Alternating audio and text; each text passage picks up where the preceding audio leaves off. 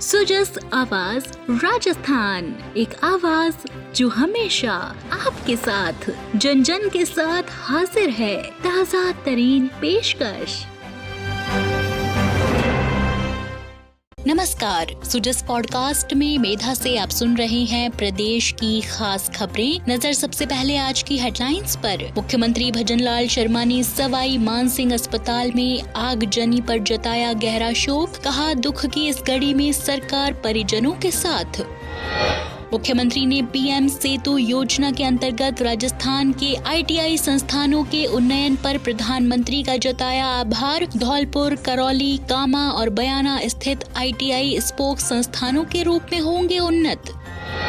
राजस्थान के कई स्थानों पर मेघ गर्जना के साथ हुई बारिश। जयपुर, बाड़मेर, अजमेर, भरतपुर और उदयपुर संभागों में तेज बारिश और ओलावृष्टि की संभावना।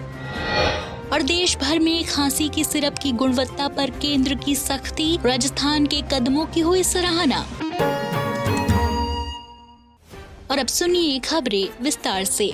मुख्यमंत्री भजनलाल शर्मा ने रविवार देर रात सवाई मानसिंह अस्पताल के ट्रोमा एवं अस्थि रोग संस्थान के न्यूरो सर्जरी आईसीयू 1 में इलेक्ट्रिक शॉर्ट सर्किट से लगी भीषण आग की घटना पर गहरा शोक व्यक्त किया है। उन्होंने इस हादसे को अत्यंत दुर्भाग्यपूर्ण बताते हुए दिवंगत आत्माओं की शांति के लिए प्रार्थना की और शोक संतप्त परिजनों के प्रति संवेदना व्यक्त की। मुख्यमंत्री को जैसे ही इस घटना की जानकारी मिली, वे तत्काल देर रात घटना स्थल पर पहुंचे। उन्होंने स्थिति का जायजा लिया, चिकित्सकों और अधिकारियों से जानकारी ली और घायलों से मिलकर उनके शीघ्र स्वास्थ्य लाभ की कामना की। श्री शर्मा ने प्रभावितों को हर संभव राहत देने के निर्देश दिए और कहा कि सरकार इस दुख की घड़ी में परिजनों के साथ खड़ी है। मुख्यमंत्री ने कहा कि मरीजों की सुरक्षा और बेहतर उपचार राज्य सरकार की सर्वोच्च प्राथमिकता है। उन्होंने कहा कि किसी भी प्रकार की लापरवाही बर्दाश्त नहीं की जाएगी और दोषियों पर सख्त कार्रवाई होगी। मुख्यमंत्री के निर्देश पर इस हादसे की जांच के लिए आयुक्त चिकित्सा शिक्षा विभाग इकबाल खान की अध्यक्षता में 6 सदस्यीय उच्च स्तरीय समिति का गठन किया गया है। ये समिति आग लगने के कारणों, राहत एवं बचाव कार्यों की स्थिति और भविष्य में ऐसी घटनाओं की पुनरावृत्ति रोकने के उपाय पर विस्तृत रिपोर्ट शीघ्र प्रस्तुत करेगी। मुख्यमंत्री ने कहा कि राज्य सरकार प्रभावित परिवारों को हर संभव सहायता और राहत उपलब्ध करवाएगी। मरीजों की देखभाल और सुरक्षा सुनिश्चित करने के लिए राज्य सरकार सभी आवश्यक कदम उठा रही है।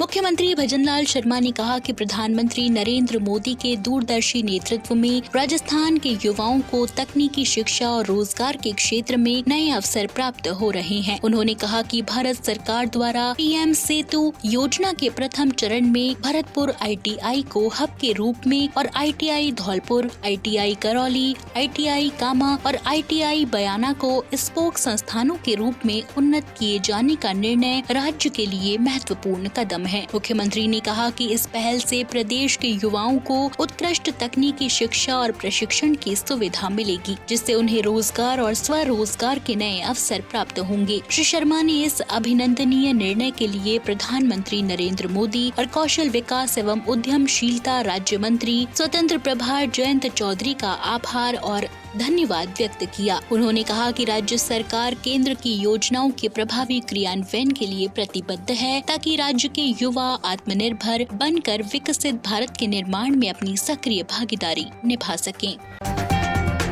आप सुन रहे हैं सुजस आवाज राजस्थान।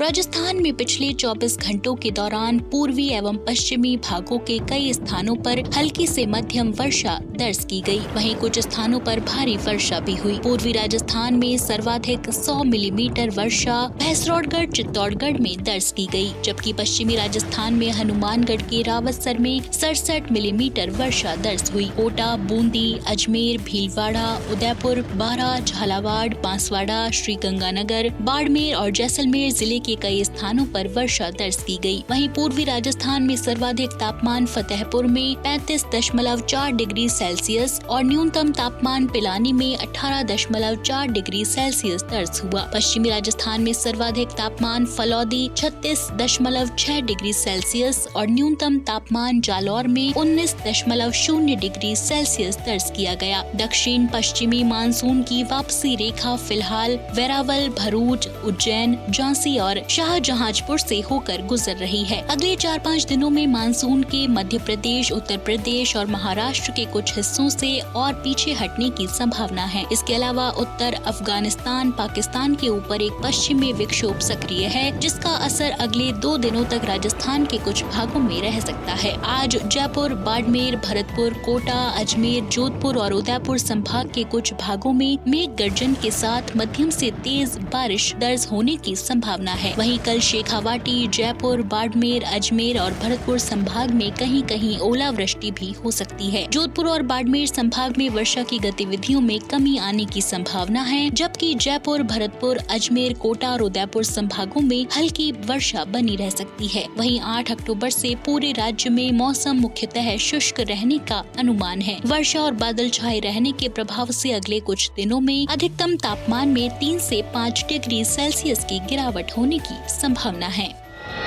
देश के विभिन्न राज्यों में खांसी के सिरप की गुणवत्ता को लेकर चिंताएं सामने आने के बाद भारत सरकार के स्वास्थ्य एवं परिवार कल्याण मंत्रालय की सचिव पुण्य सलीला श्रीवास्तव ने रविवार को राज्यों के स्वास्थ्य सचिवों के साथ वीडियो कॉन्फ्रेंस के माध्यम से बैठक ली। बैठक में राजस्थान द्वारा उठाए गए तुरंत कदमों की विशेष सराहना की गई और अन्य राज्यों को भी इसी तरह के उपाय अपनाने के निर्देश दिए गए। केंद्रीय सचिव ने बताया कि बरसात के बाद खांसी, जुकाम, बुखार जैसे रोगों के मामले बढ़ते हैं। ऐसे में दवाओं के उपयोग पर सतर्कता और जन जागरूकता जरूरी है। उन्होंने बताया कि राजस्थान में आशा, ANM और CHO के माध्यम से डोर टू डोर सर्वे, दवा के नमूने जांच, तकनीकी समिति गठन और विशेषज्ञ चिकित्सकों से परामर्श जैसे प्रभावी कदम उठाए जा रहे हैं। बैठक में राजस्थान की प्रमुख शासन सचिव चिकित्सा एवं स्वास्थ्य गायत्री राठौड़ ने बताया कि राज्य में संदिग्ध खांसी की दवा के सभी बैचों पर रोक लगाई गई है। दवाओं के उपयोग पर एडवाइजरी जारी की गई है और चिकित्सकों, फार्मासिस्टों और आमजन की काउंसलिंग की जा रही है। उन्होंने कहा कि प्रदेश भर में डोर टू डोर सर्वे के दौरान नागरिकों को किसी भी दवा का स्वतः उपयोग न करने और चिकित्सक से परामर्श लेने के लिए जागरूक किया जा रहा है। श्रीमती राठौड़ ने बताया कि तकनीकी समिति दवाओं के प्रभाव, बच्चों के लक्षणों और अन्य पहलुओं पर विस्तृत अध्ययन कर रही है। विशेषज्ञ चिकित्सकों से सलाह लेकर भविष्य में ऐसी घटनाओं की रोकथाम हेतु प्रभावी कदम सुनिश्चित किए जा रहे हैं।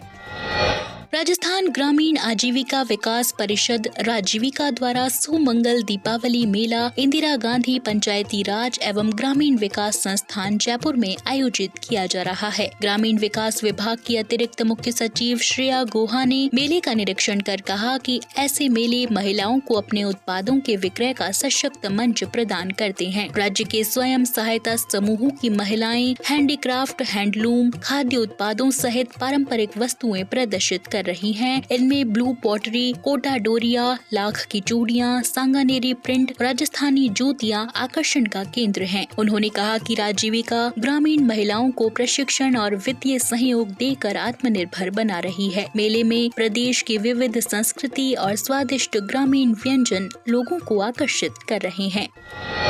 केंद्रीय संस्कृति एवं पर्यटन मंत्री गजेंद्र सिंह शेखावत ने बताया कि देश भर में 1 करोड़ से अधिक दुर्लभ पांडुलिपियों की पहचान की गई है, जिनमें से 2,50,000 से अधिक डिजिटल पोर्टल पर अपलोड हो चुकी हैं। जल्द ही यह संख्या 10 लाख तक पहुंचेगी। उन्होंने कहा कि ये पांडुलिपियां AI तकनीक की मदद से संरक्षित की जाएंगी, जिससे भारत की वैदिक, दार्शनिक और वैज्ञानिक धरोहर आने वाली पीढ़ियों तक सुरक्षित रहेगी। श्री शेखावत ने बताया कि यह पहल केवल तकनीकी परियोजना नहीं बल्कि राष्ट्र की संस्कृति सुरक्षा का अभियान है। उन्होंने काशी कल्चर पाथवे मॉडल को वैश्विक मंच पर भारत की सांस्कृतिक नेतृत्व क्षमता का उदाहरण बताया। जैसलमेर में जिला विकास समिति की बैठक में श्री शेखावत ने कहा कि केंद्र एवं राज्य सरकार मिलकर प्रदेश के सर्वांगीण विकास के लिए प्रतिबद्ध है और हर जन कल्याणकारी योजना का लाभ पात्र व्यक्ति तक पहुंचाना सर्वोच्च प्राथमिकता है। तो आज के सुजस पॉडकास्ट में इतना ही। मेधा को दीजिए इजाजत, कल फिर होगी आपसे मुलाकात। तब तक बनी रहिए सुजस आवाज राजस्थान के साथ। नमस्कार।